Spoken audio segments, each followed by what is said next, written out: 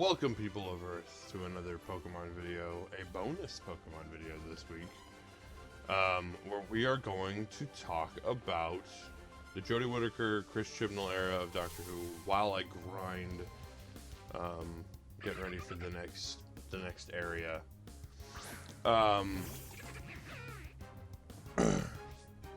I did another one of these not that long ago on the Peter Capaldi era.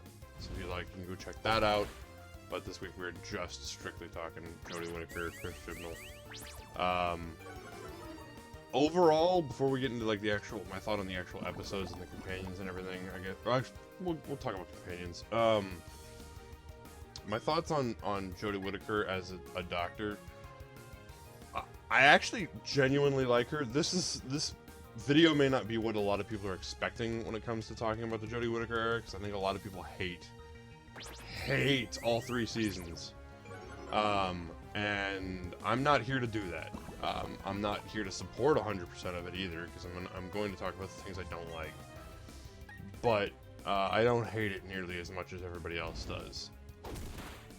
And so we're gonna talk about that. But I genuinely like Jodie Whittaker's Doctor, especially from season 12 onward. I have some issues with her in season 1, but as far as like really buying into her as a doctor, it really happened in her second 2 seasons. So I got that. We'll get into like specific moments that really got me about her when we get to those episodes. But I dig her. She's not as high in my list of favorite doctors as Capaldi, but ultimately, I think I've firmly come to the opinion that I don't hate any of the doctors. Like, any of the actors who played the doctors, I do not like. If I have to find a least favorite doctor, it is literally just a least favorite doctor, not a doctor that I dislike. I know a lot of people point it at Colin Baker and Jodie Whittaker as like the 2 worst. Oh, those are the worst doctors. You can't possibly like either of them. No. And I actually like both of them, and we're gonna get into some of the things that I actually find in common between the 2 of them that I actually like. But Chris Chibnall is another important figure we need to talk about. We didn't talk about Stephen Moffat when we talked about the Peter Capaldi era, but we need to talk about Chris Chibnall this time because he made some drastic fucking changes to Doctor Who. The non-spoiler one being he had a completely new crew. New writers who had never worked on Doctor Who, some of which hadn't worked on television, some of which hadn't worked on sci-fi. And I don't know how much that really bled into the rest of the seasons, but it definitely affected season 1. I saw an interview where he said that he didn't have as much time to work on the final episode of season 11 because he was busy revising other people's scripts. So, you know, and I don't know if that was a great thing or a bad thing, but we'll talk about that. He also wrote a lot more episodes in his era than I think Stephen Moffat or Russell T Davies did. Just by himself, because season 1 he's got a fair amount. Season 2, all of the major ones are written by him, and then all of season 3, all of Flux, was written by him.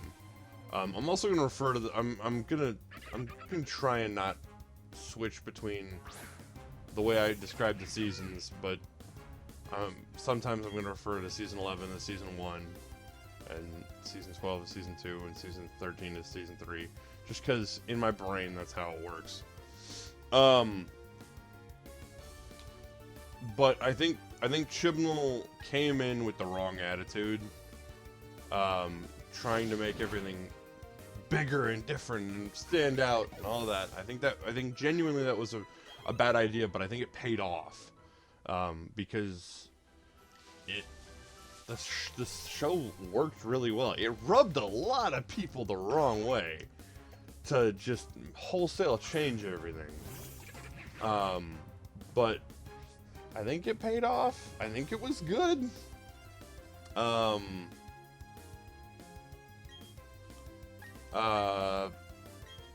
So let's I guess since we've talked about Jodie Whitaker and we've talked about Chris Chibnall, we might as well talk about the companions really quick.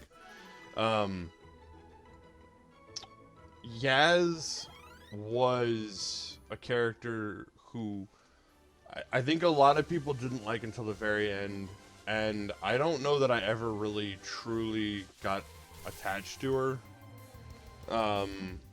I don't feel like she was ever mischaracterized. I see that a lot. People are like, oh, Yaz didn't have a personality until the very end. No, the problem with Yaz is that she's essentially Daphne from Scooby-Doo. Velma and Shaggy and Scooby get to do things, and Fred gets to lead, and Daphne has to stay with Fred.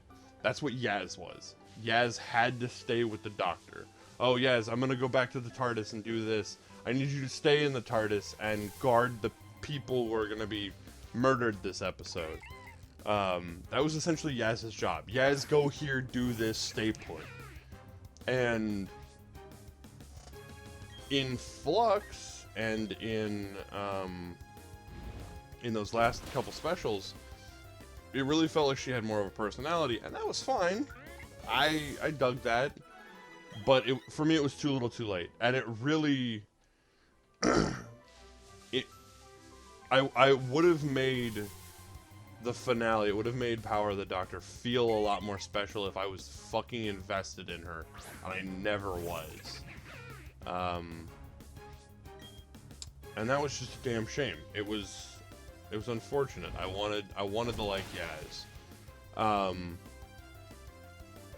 Ryan was kind of a weird mess of a character, because he was all about like, oh, I've got dyspraxia, but then I don't, but then I do, but then I don't. And I was like, okay, does he have dyspraxia or not? Are we gonna deal with this problem at any point in time? Like, is it gonna affect things? Is he gonna overcome it? No, not really. So that was kind of shitty. But while he was there, I had a lot of fun with Ryan. I thought he was a great character. There were definitely times where he was really interesting. But he wasn't the best of the four companions that the Doctor had this era. I think Graham far and away was the best companion.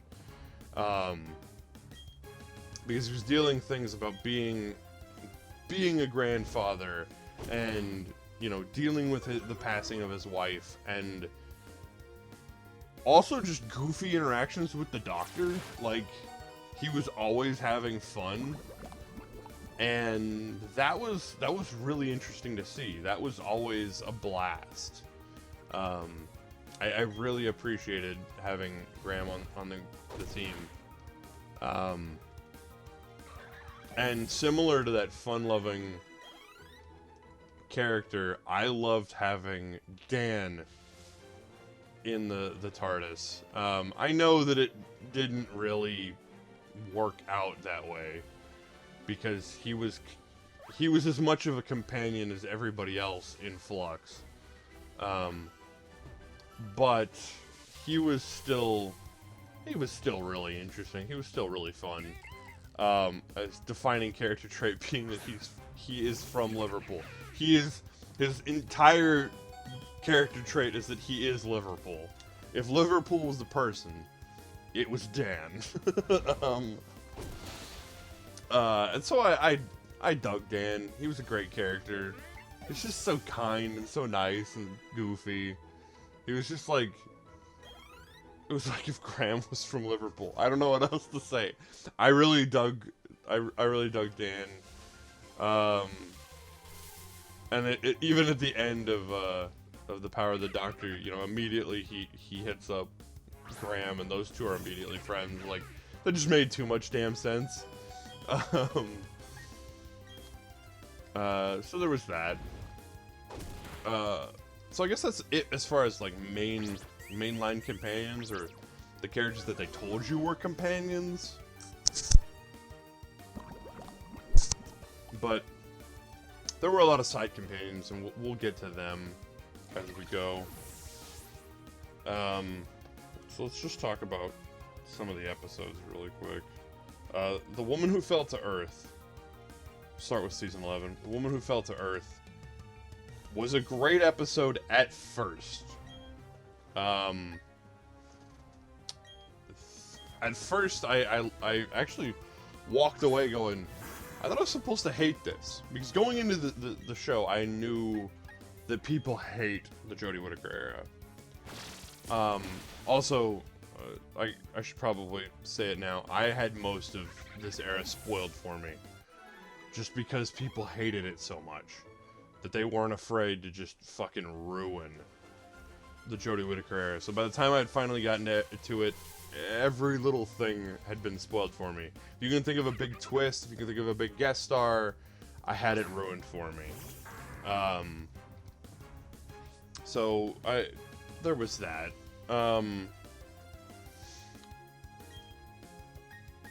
But when Jodie Whitaker came in, I thought I was supposed to hate her. You know, everybody talked about how bad Jodie Whitaker was as the Doctor. It's like, oh, this is the worst. Oh my God, this is gonna be the worst. And at first, I actually didn't hate The Woman Who Fell to Earth. I thought it was a really good episode. And even Grace's death, that actually caught me off guard. Killing off Grace in the first episode, I was like, oh shit, okay. So that was a rough one, but there were some really high points in that episode. You know, you had the introduction of all the characters, and you had Shimshaw, Tim Shaw, she kept calling him, which the least intimidating name for a villain. It's Tim Shaw. He was kind of cool and kind of intimidating until you saw him with all the fucking teeth on him, and I'm like, you're not intimidating at all anymore. Put the mask back on, you fucking weirdo. Like, what are you, the Tooth Fairy? Get out of here. But it was fun. I thought it was a good first episode until you started to see the wheels come off with later episodes. Because, like, in the first episode, Ryan is very frustrated. He's a very frustrated, grumpy, angry individual, and he's throwing shit and taking a bike and throwing it off a hill. And Yaz is very much I'm gonna take charge. I'm gonna, you know, make sure this parking dispute gets dealt with, even though that's not how a cop should handle that. And Graham was kind of cowardly, almost. He was kind of afraid. But when you get to the other episodes, it's like, I would argue that Ryan did rush into things later on, but I never felt like Ryan did anything like out of pure anger. Just out of sheer fucking anger. That never really happened. So it was like, okay, I don't know why you characterized him like that in the first episode. Yaz never really held her own, except maybe in Flux. And Graham was never a coward. Graham was never afraid. So that was kind of jarring for me. You get into the Ghost Monument, which was an episode that it mostly felt like filler. I realized that they were setting up the sniper robots, and they were giving you a little bit more information about Shimshaw and his people, and they were trying to get back to the TARDIS. But for the most part, that episode did not feel important at all. It just felt like a fun action episode. However, one of the things that bothered me was towards the beginning, or no, towards the end, Ryan picks up one of the sniper bot's rifles, and the doctor gets mad at him. She says, you know, we don't ever use a gun. And he's like, but it's not living, it's not human. She's like, it doesn't matter. And I thought that was kind of odd to go so hard on that, because I'm like, you know, the doctor famously has that moment of, you know, there's one thing you never put in a trap, and that's me. And then he shoots the gravity orb. So like, why would the doctor get so mad about a companion shooting something non-sentient? Didn't really make sense. But I didn't hate that episode. It kind of felt like it ended very suddenly. Then you get Rosa, which I've seen people claim is the best episode of the Jodie Whitaker era. And I don't see it. I don't see it for a lot of reasons. I thought it was actually probably the worst of that season. Maybe not the worst of the Jodie Whitaker era, but probably the worst of that season. No, that's not true. There's one that I hate more. And I was just kind of like, this episode feels weird. As an American who was taught about the civil rights movement basically every year of school, to just kind of have this big moment be dependent on Graham and Yaz and the doctor. It was just kind of like, so you know, history can't move on without you? It was kind of weird. Also, Ryan's dialogue this episode was really awkward, where he would be like, Rosa Parks would say something to him and be like, oh, sorry, Rosa Parks, I'm talking to Martin Luther King Jr. Oh my god, I'm talking to Martin Luther King Jr. It's like, why do you have to talk like that? It just felt so awkward and stilted. There's also the part where they're drawing on the wall, and it felt like I was back in school. Because they're like, oh, this happened, and then this happened, and here's, you know, it's like, alright, we get why Rosa Parks is important. Why do you have to talk to us? Why do you have to literally, like, make a chalkboard to talk to us like this? So that was a little lame. But again, I don't think it was the worst episode this season. Arachnids in the UK, another one that people hate. I thought it was really well done, to the point where, like, I don't have arachnophobia, and I was feeling uneasy. I'm like, oh shit, this looks really good. And that was one of the things that I really felt about the Chibnall era, was that Chibnall really made things look good again. Made Doctor Who way more believable. And that was kind of amazing in a weird way. The weird character who was like, I'm basically Donald Trump, but don't say that because I hate Donald Trump. I'm like, what's the point of this guy? And the whole plan to suffocate the spiders,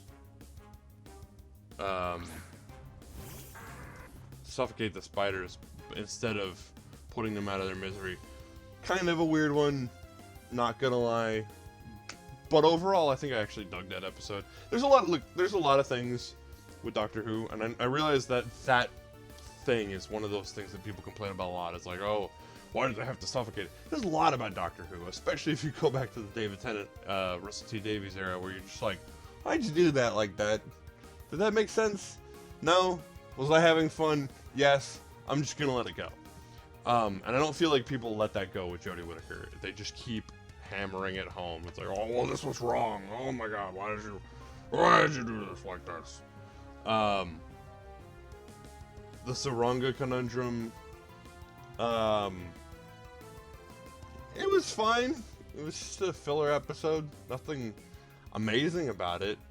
One of the things that I like about... One of the things in the Jodie Whittaker era that I've noticed a lot more about Doctor Who, because of what's going on in my life right now, I'm watching a lot more Taskmaster and a lot more Would I Lie to You. And so there were certain guest stars throughout the Jodie Whittaker era that I noticed a lot more. I know that Greg Davies was King Hydroflax in the Wedding of River Song, or the Wedding of River Song, the Husbands of River Song. But I didn't appreciate that until I was watching Taskmaster, and then I was like, oh, I know who this guy is. This is somehow makes this episode better. But when I got to the Saranga conundrum, you know, Doc Brown was one of the people, and so that gave, I think that doesn't hurt my opinion of this episode. I think it makes me like the episode a little bit more. Some of these episodes, especially, like if I knew who the actor was from something like Taskmaster or Would I Lie to You, I was bound to like it a little bit more. And we'll get to that with Flux, because Vinder was probably my favorite character in Flux, and I'm not gonna lie, I was absolutely a Jacob Anderson fan from Game of Thrones. But the Saranga conundrum was, you know, just whatever. It didn't hurt. I didn't find it offensive. I didn't care that the little creature was there that was just eating shit. Like, that pissed a lot of people off, but I didn't care. Demons of the Punjab was great because the tension was amped up the entire time, because you knew where it was going. Even if you didn't have spoilers, you knew where this was going, and it was just like, it was kind of heartbreaking. And no, I already have honey on that bark. You know, even if you were like me and you didn't really understand that historical moment, it was still kind of powerful. It was still like, oh shit, what's about to happen? Are things about to go down? Please don't let them go down as horribly as you think they are. And ultimately they did. It was rough, especially getting to that ending, because you knew he was gonna die. You knew that there was something that Yaz's grandmother was not telling her, and you had to get there, and it was rough. So that was odd. I mean, that was a good episode. The odd thing, I guess, is it's very reminiscent of Twice Upon a Time, except with an actual conflict instead of a pseudo conflict. So there was that. But overall, I genuinely, it was very much pins and needles, because you're like, okay, something is killing people. This is gonna get rough. Okay, here's this new alien race. Oh, they're not bad guys. Oh fuck. Oh fuck, oh fuck, oh fuck. This is about to get bad.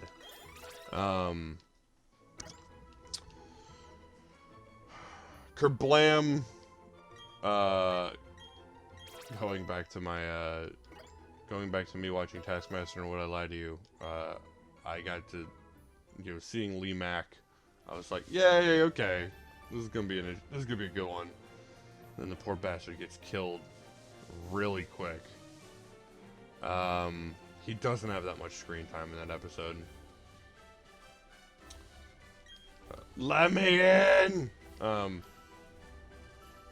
But Kerblam was an interesting one. I've seen people say that that Chibnall specifically love to do, like, episodes that were trying to have a message, and some people say that this episode was like, Amazon bad, and some people were like, this means Amazon good. I'm like, I just like the robots and the exploding bubble wrap.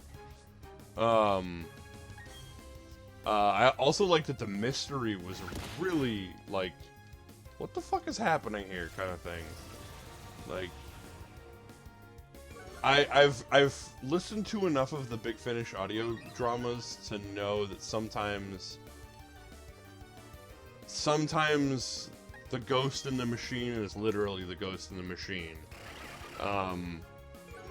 And so I kind of thought maybe the robots were actually trying to warn the Doctor and try and ask for help. The system was. But at the same time, the mystery was just too good. I was like, okay, I was really involved. I was really invested in what the hell was going to happen next. The Witchfinders. This is the episode where I felt like the quality of special effects dropped the most. With this weird infected witch, and I'm like, okay, all right, I don't buy it. I don't buy you. So it had that going for it, but you know, I don't know. This is another one that was a historical piece, and there's a lot in the Chris Chibnall era that were historical pieces, and that's fine. And this one was improved by it not necessarily being like one specific historical figure that we're gonna get involved in their life. We had King James basically showing up, but they're not like interfering in King James's life.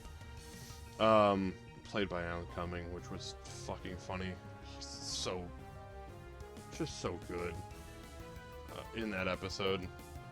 He's actually the best part of that whole episode. It's not an amazing episode, but as far as just like standalone Doctor Who specials or Doctor Who episodes, it's okay. It works.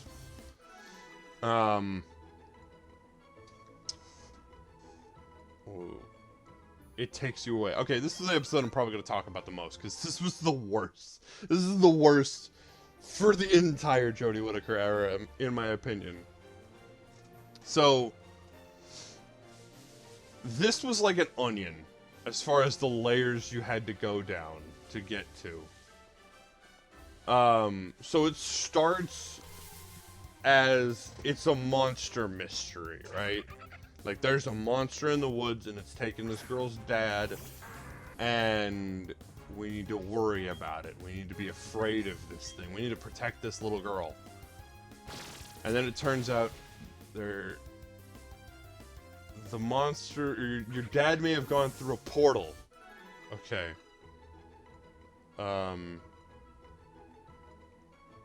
And we're gonna go find your dad. And then it turns out that there is no monster. That your dad has been lying to you. Lying to this blind girl, which I found really cruel. Just leave the blind girl by herself in the middle of the fucking woods. Okay. You really love your kid, don't you, Dad? And then it turns out that there's another dimension, so there's this whole other, like, in-between world in the other side of this mirror. And so there's that, and you think that, maybe that has something to do with everything. Well, and then you find this weird creepy guy who's got these like flesh-eating moths. And you're like, oh, maybe that's what happened to the dead. Well, no, none of that's actually important to the story either. Turns out that there's another mirror, there's another portal, even further into this world, to another world.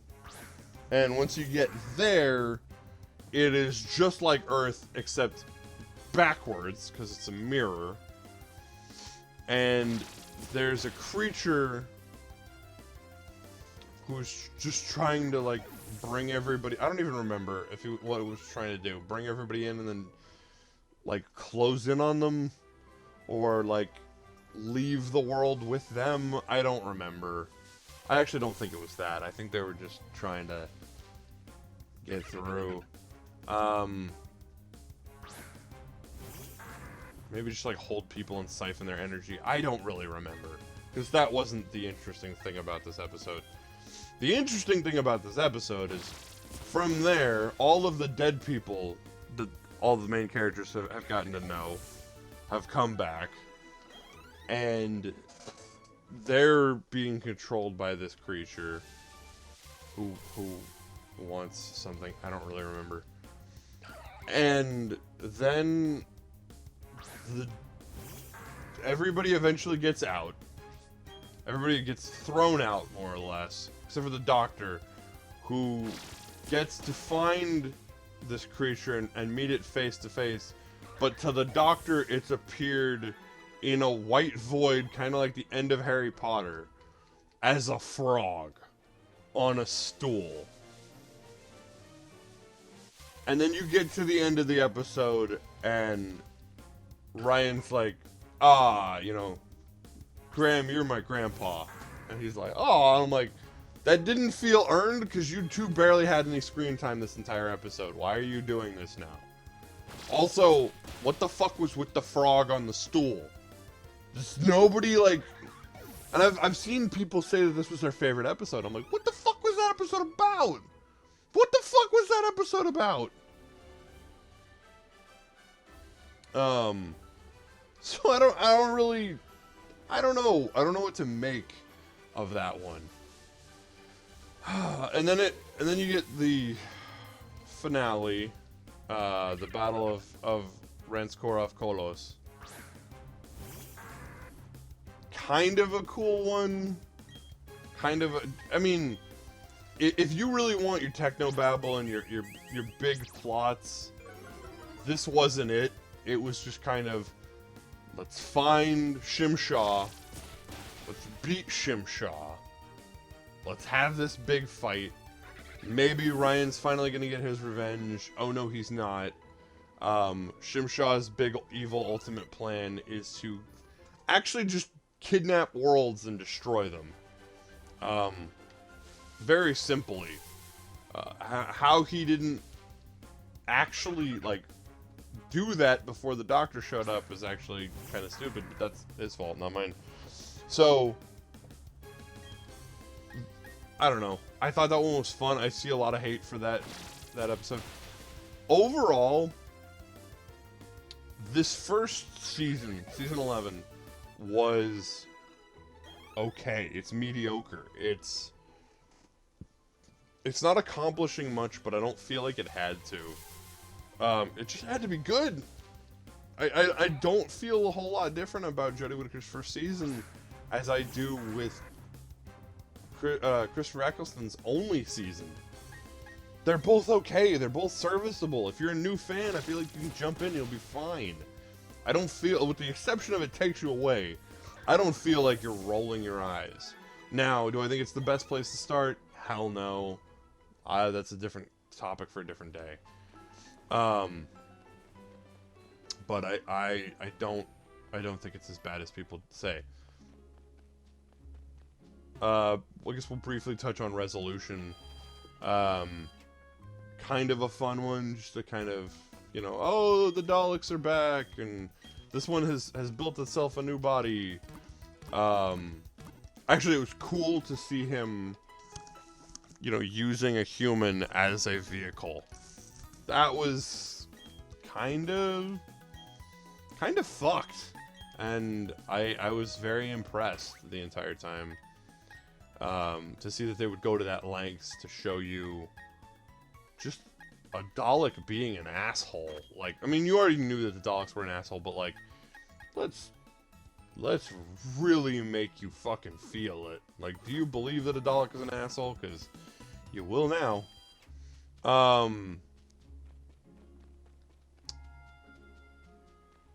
So, and then we get into season 12, which is the most divisive season of all of them. Actually, I don't even know if it's divisive. I think it's the most hated of the three.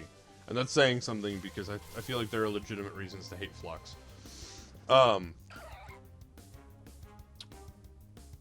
But season 12 starts with Spyfall. And again, this is another one that I had it all spoiled for me.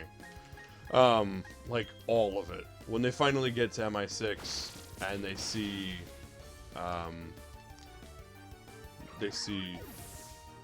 Stephen Fry, I wish that had been a surprise.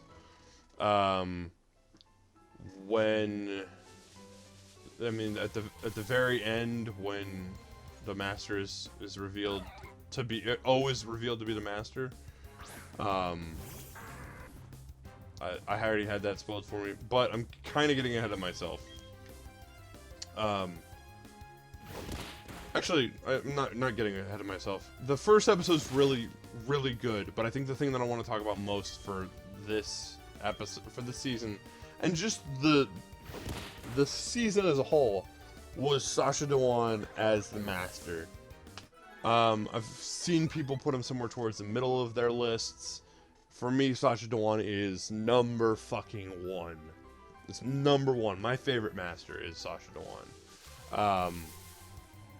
I was very excited to see, you know, what kind of Master he would bring, because I've watched An Adventure in Space and Time so many times. It's one of my favorite biopics of all time. Not just like, you know, oh, it's Doctor Who. No, it's just, I think it's a really good biopic. And his role as Horace Hussein, I felt like was really good. So I was excited. I'm like, what is Sacha Dhawan gonna bring to this season? And I felt like he always brought it. I felt like he was always great. Even that part where he's sitting and he's watching as the TARDIS arrives, and he just gets this grin on his face. It's like, on one hand, if you know who that is, like, if you don't know who it is, it's like, okay, this is two old friends meeting. And then when you do know who it is, you're like, oh, this is two old friends meeting. Oh, shit. And, you know, him being like, you know, if you're confused, why don't you look outside? And you see his TARDIS flying alongside them, and he's like, what is it, two Wicked Witch of the West? And you're like, okay, alright, I see what you did. Like, even though I had it ruined for me, I feel like Sacha Dhawan nailed it the entire time. He was always the Master. He was always in control of being the Master. And I still love Michelle Gomez and John Sims. Or John Sim. But Sacha Dhawan felt evil. He felt fucking evil and villainous. And for that, like, I was really a fan the entire time. I love to see it. So, for me, I know a lot of people disagree, but I was definitely in awe the entire time, and he stole that. He stole Spyfall in general.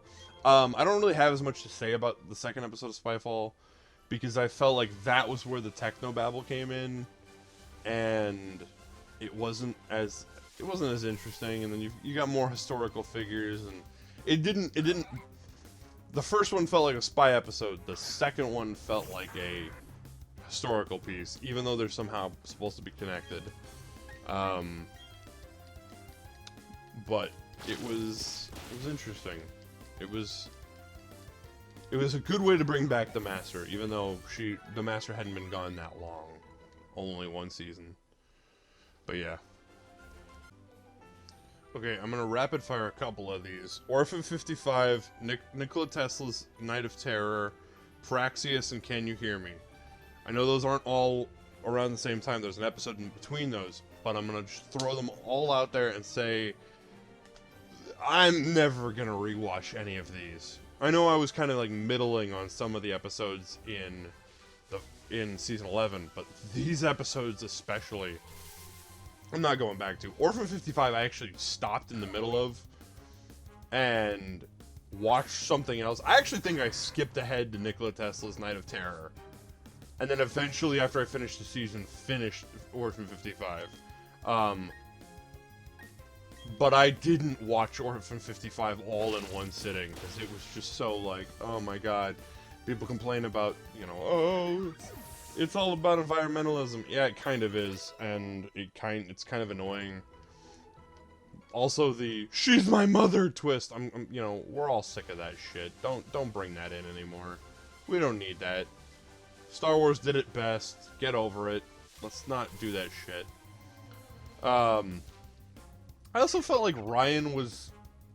I actually thought that girl was a hallucination at first, because the doctor mentions that there will be hallucinations for him getting bit, and he ends up hiding under the thing, and there's a woman under the table that wasn't under the table before. So I kind of thought, oh, maybe he's seeing her. Maybe she's a hallucination. And then none of the characters actually acknowledge her until the "she's my mother" twist. And then all of a sudden everybody knows she's in the room. So I was like, oh, I thought I was catching on to something that was supposed to be there. Turns out I was catching on to something that wasn't supposed to be there. Nikola Tesla's Night of Terror. You know, I feel like people really want to talk about Tesla and Edison, and I don't know. I feel like making statements about the two of them is more important to people than actually telling a good story, and I was not enjoying this one. That was definitely, like, that definitely held true. I did like the enemies, and I liked that they were kind of scrapped together from other enemies, and they'd been stealing trash from other people to, you know, basically build their spaceship and whatnot. That was a really interesting idea, wasted in a fucking shit episode. Praxius, yeah, it looked really good. The effect of these people getting eaten up was cool, I guess. But fuck it, I didn't enjoy it. Sorry, I really didn't. I didn't care about the dude and his husband. I didn't care about their marriage. I didn't even care when he went to sacrifice himself at the end. In fact, I was thinking, I'm like, why does he have to sacrifice himself at the end? Can't the doctor save him? That's basically what happened. Can you hear me?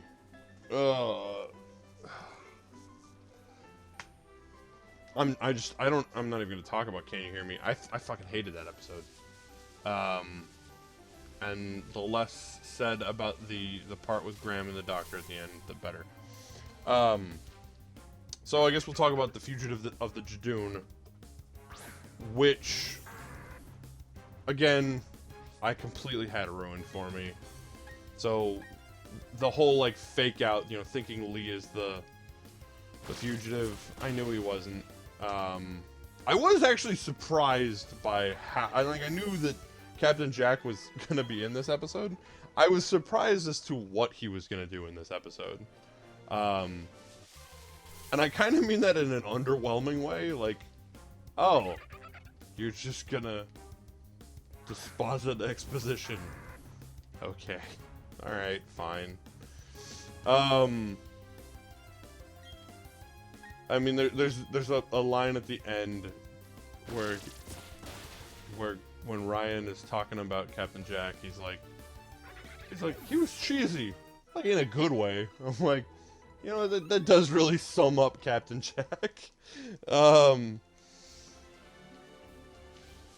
But I mean, and I know this twist pisses a lot of people off. There's a lot of people that hate the Fugitive Doctor twist, but I loved it. I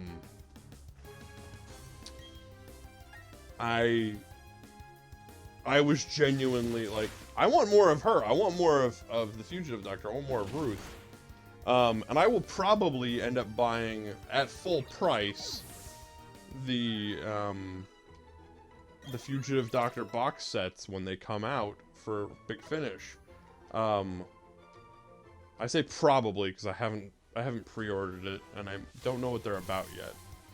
So sometime this year those will be coming out, and I'm interested. I'm looking forward. I want to know what that's about. But like people talk about how they hated her. I don't get it. I really found her interesting.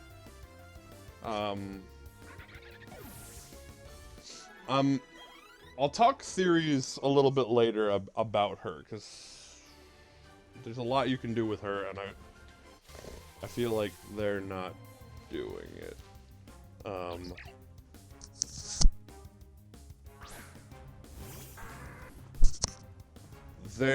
So the Haunting of Villa Diodati.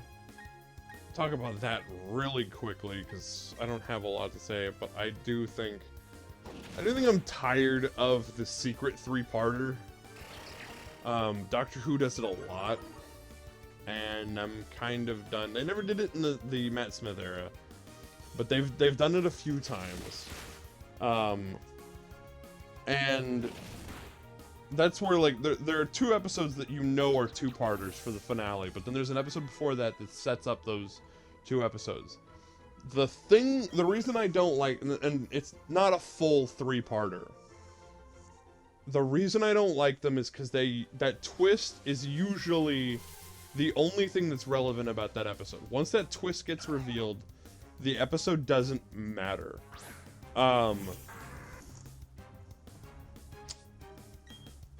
The only exception to this is Turn Left.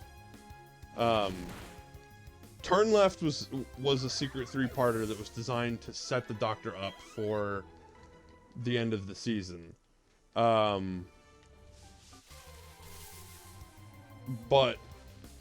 you get Utopia, which a lot of people love, but I feel like all of that stuff gets all the stuff with the people and these Neanderthals that are trying to kill the people, I feel like all of that gets erased by the twist of Professor Yana being the Master. And that's the only thing that anybody ever fucking talks about with that episode. That I will say that some people talk about the scene where Jack is risking his life. But nobody really talks about what happens with the survivors and anything, and it's all just building the Master for the season finale. You get Face the Raven. Well, it seems like it's all about this little hidden street full of people.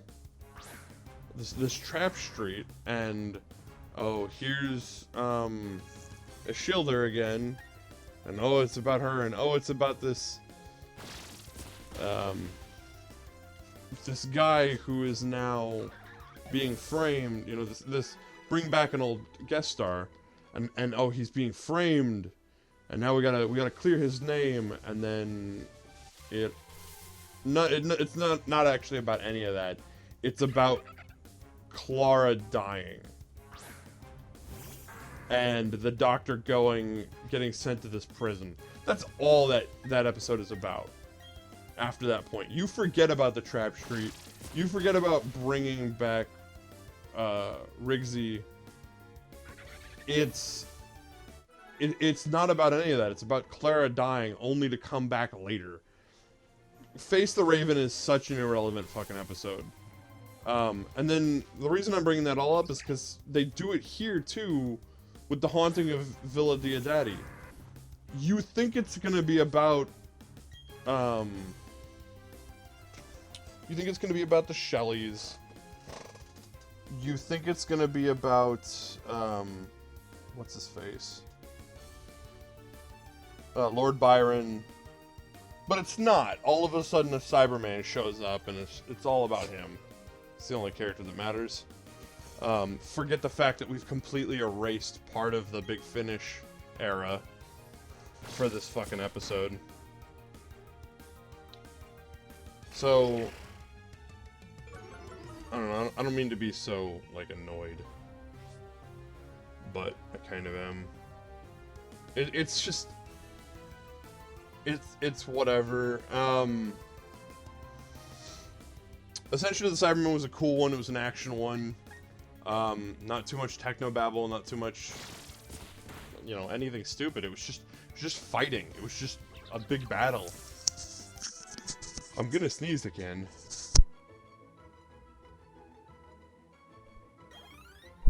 I muted the mic that time.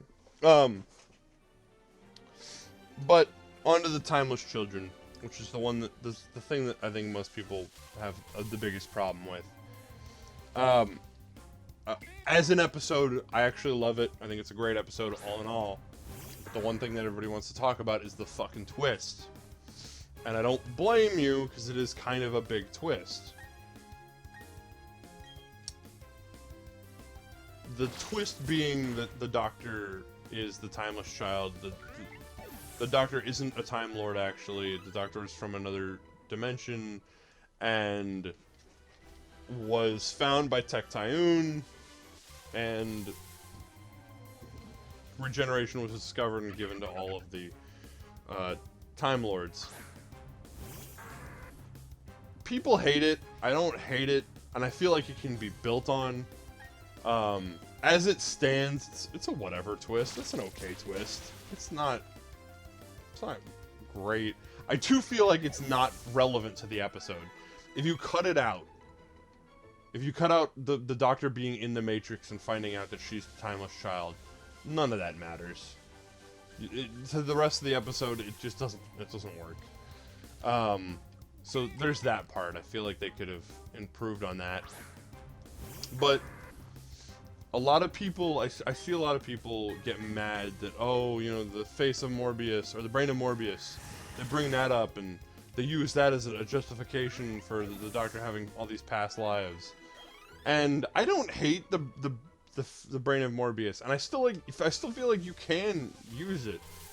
But I feel like this problem and Ruth being a past incarnation of the Doctor are two problems and not one problem. And I kind of want to like go over a theory. You know, that's never good, but it's whatever. I kind of want to go over a theory and like how I think you could fix it, and why I don't think it's as bad as people are saying. Because one, you could easily say that the Doctor isn't the Timeless Child. Yes, I realize that in the Ghost Monument, you know, a creature says that the Doctor is the Timeless Child. You could retcon that somehow. Have them just be wrong. Have them somehow reading energy wrong or something like that. But I feel like it would be way easier to have the Master be revealed as the Timeless Child. Because the Master says that once he found something out, then he destroyed Gallifrey. And then you find out that he destroyed Gallifrey because he found out that the Doctor was the Timeless Child. What if it was more likely that the Master destroyed Gallifrey because he found out that he was the Timeless Child, and now he is lying to the Doctor? And putting all of this pressure on the Doctor. Okay? Then you're gonna go, well, Derek, but you've got Ruth. You've got the fugitive Doctor, you know. We already know that the Doctor had previous incarnations. Yeah, but what if the Doctor had previous incarnations not where you're thinking? Because we now, thanks to Big Finish, we have Season 6B is canon. And for those who don't know what Season 6B is It's this little spot between the second Doctor and the third Doctor. Because at the end of the second Doctor's reign, he basically summons the Time Lords for the first time. He summons his people. I don't even think they're called Time Lords in that first appearance. And they take him. They take him away. And the next time you see the Doctor, he falls out of the TARDIS and it's been locked and he can't use it anymore. And he's the third Doctor. Now, there isn't the proper regeneration there, and thanks to Big Finish, Season 6B says that after the second Doctor summons the Time Lords, he ends up working for them as an agent. And this gets more or less, like, explained later on in the two Doctors during the Colin Baker era, but it's a whole different thing. And so he's working with the he's working with the Time Lords. What's to say that he doesn't have 11 more incarnations while working with the Time Lords? Like, what's to say that there isn't 11 other Doctors in there? And one of them could be Ruth. And then, when he ends up using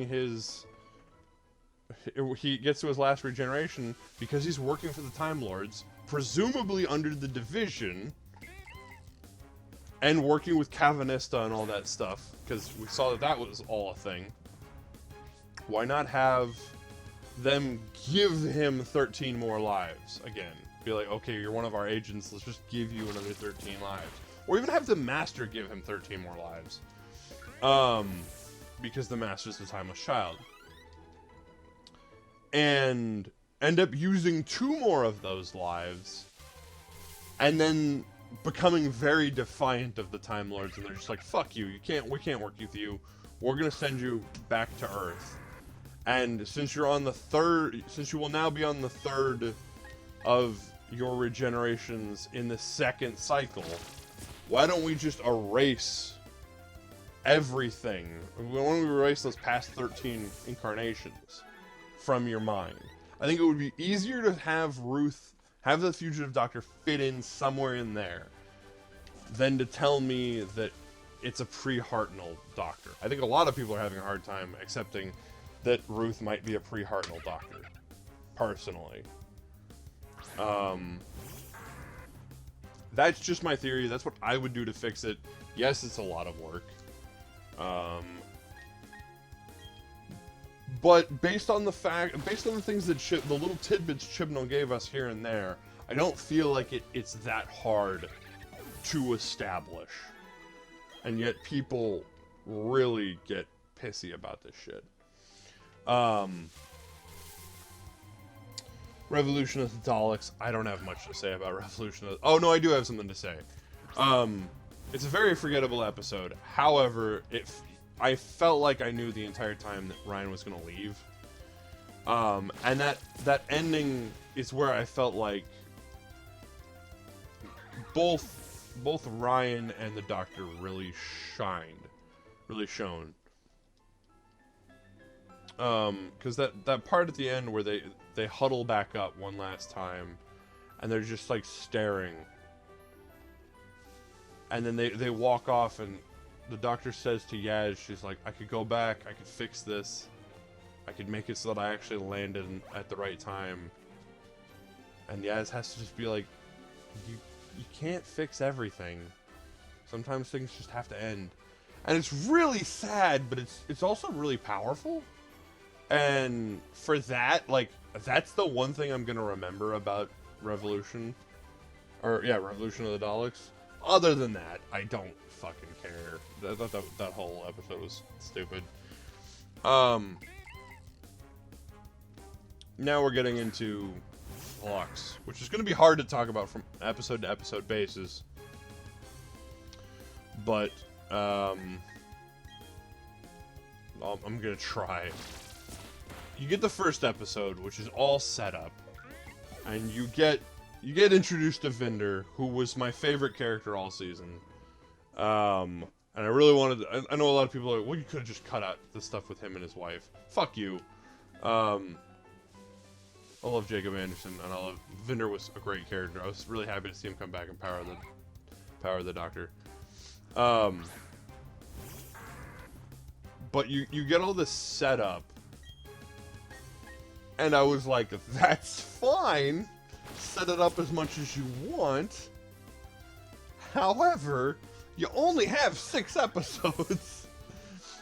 So an entire episode of setup doesn't really work. You also got stupid things like that one girl telling the Doctor, oh, you know, I know you. You don't know me yet.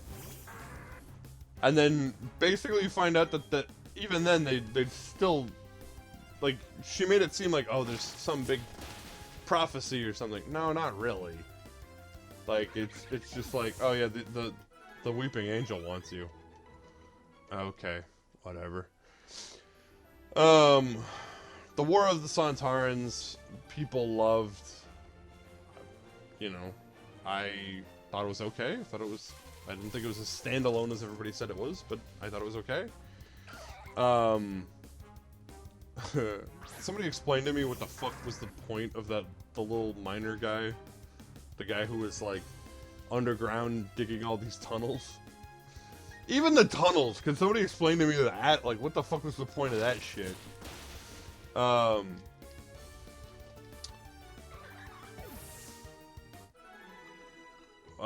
Once upon a time, when you had all of these characters, like, reliving their histories, that was kind of fun.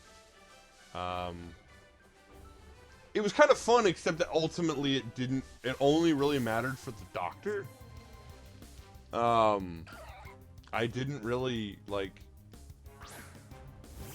Vinder's stuff was good, I'll say, it was good, but it didn't matter. Mostly because the Grand Serpent was just this really, he's just an evil force trying to get rid of UNIT, but why? He's not really properly explained. Village of the Angels. As far as Angels are concerned, this is one of their better appearances. Even if the Doctor turning into an angel made no fucking sense, it was still really fucking cool. Survivors of Flux was, you know, okay. I don't even remember what made that episode special compared to the rest. The Vanquish. Oh, I know what made it special compared to the rest. It brought back Tech Tyun and it explained the division more. However, they fucking killed her off as quickly as they reintroduced her. So it was like, okay, what's the point here? I thought we're finally gonna get our answers. She even had the pocket watch, and she drops it into a hole, which was annoying. It was like, we can finally get our answers, and you're not gonna take it. Time being a person was a weird concept, ultimately, in the Vanquishers. Here's the thing. Here's the fucking rub. I just kind of shat on the Flux, because it's only 6 episodes. I also don't feel like it's Chibnall or Whitaker's fault. They got fucked hard by COVID. They've said that they had other job offers lined up. They didn't think this season was going to get made. In fact, there was a point where they knew that this season wasn't going to get made, and then it still got made anyway.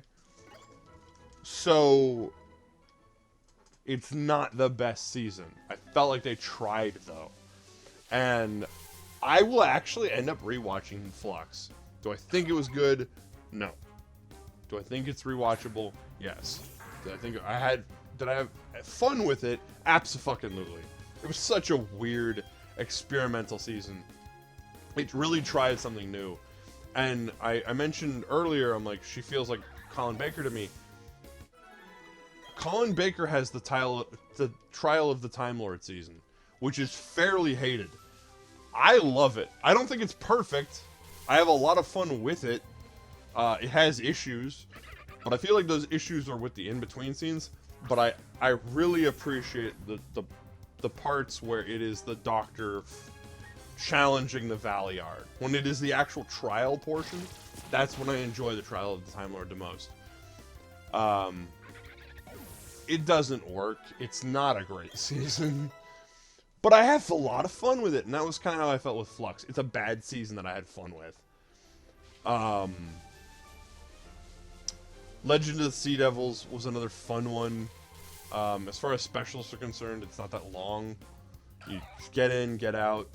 Oh, we brought back the Sea Devils. Oh, you know, the one last reference to River Song before we leave. Dan being goofy as fuck, deciding to dress like a pirate. I enjoyed it. I had fun. I didn't think it was anything special to write home about. It was just a fun episode. But one last fun romp before it's time to... Oh man, before it's time to end it all with Power of the Doctor. Alright, so last but not least is Power of the Doctor, which was fucking nutty. Fucking nutty. I was genuinely surprised that they would pull something like that out. Just bringing in Tegan and Ace. Ace being the most relevant to this video series. I wasn't expecting Ace. I definitely wasn't expecting Tegan, because she's not exactly the most memorable of returning faces.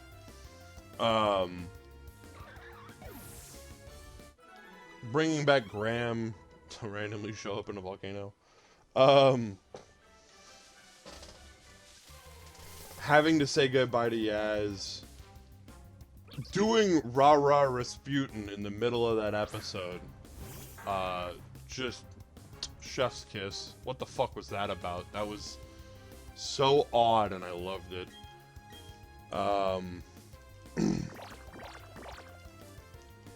The whole like plan of the Doctor or the Master and the Cybermen and the Daleks all together. The Doctor having their body, you know, forced to regenerate into the Master. Fucking crazy. The Doctor having all of the previous, no, not all of the previous, a lot of the previous Doctors inside her as like the Guardians of the Edge. That was cool. That was really cool. I was especially surprised to see Paul McGann there, because I'm like, he never shows up. He never shows up for stuff. They never mess with Paul McGann, and he's, listening to the Big Finish stuff, he's my favorite. So I was very happy to see him. It was wild. It was such an off the wall episode. Bringing back Vinder, I wasn't expecting. Needing a whole crew to pilot the TARDIS was crazy. Even though I knew that this is where the Doctor was going to regenerate, there was something about towards the end where I'm like, Doctor's actually going to get out of this unscathed, isn't she? Only to have the Master reverse the beam and blast right through the Doctor. I thought that was crazy. The ending where you had the council of past companions talking to each other was really neat. Even if Mel was there. But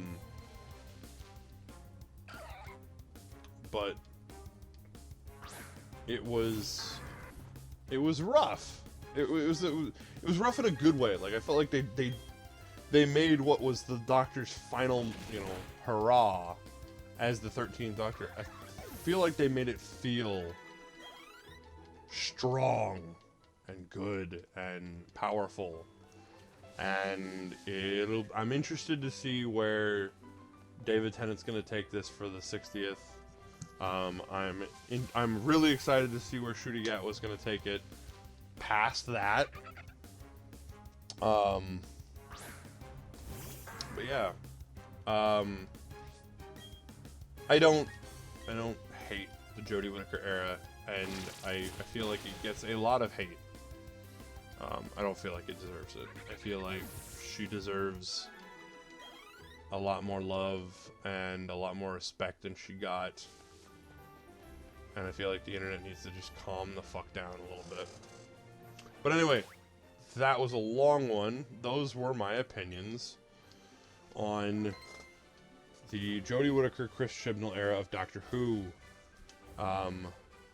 If you want to see me progress the story instead of just grinding all for an hour or whatever, however long it took me, then subscribe and I'll get you more every week.